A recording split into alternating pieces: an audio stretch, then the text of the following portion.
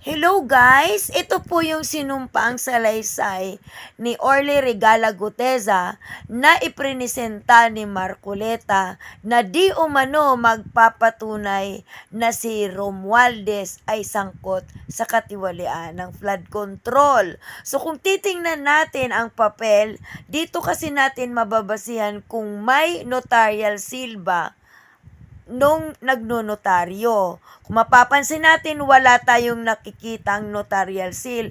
At itong pirma ni Atty. Espera ay magkaiba. Dito kung titingnan natin yung kalawit sa bandang portion ng kanyang pirma ay maliwanag talaga na finorge ang kanyang signature. Tingnan mo. So medyo iba yung stroke sa haba yung pitan, yung pinakakudlet ng kanyang signature. Na yung kanyang dinideny ang kanyang partisipasyon sa pagnotaryo di umano sa sinumpaang salaysay ni Guteza.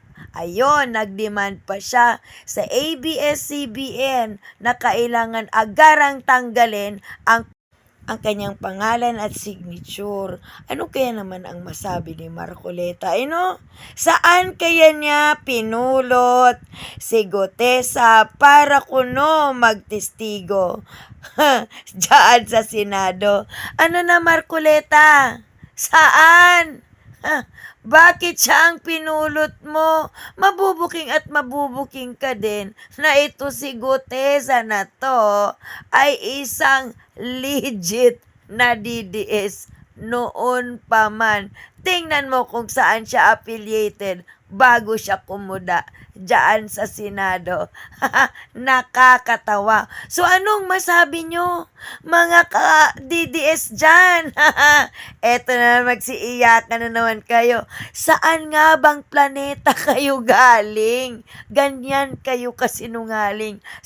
Sara, Day, kantahan mo na nga lang sila. Magaling kay songerist. Kami ay apoy na hindi mapatay, hakbang ng matapang, sabay-sabay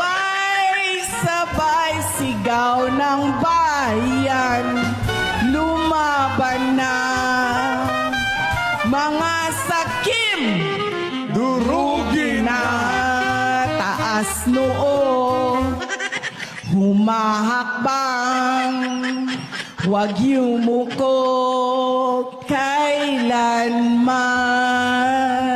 Taas noo, humahakbang, huwag yumuko kailanman.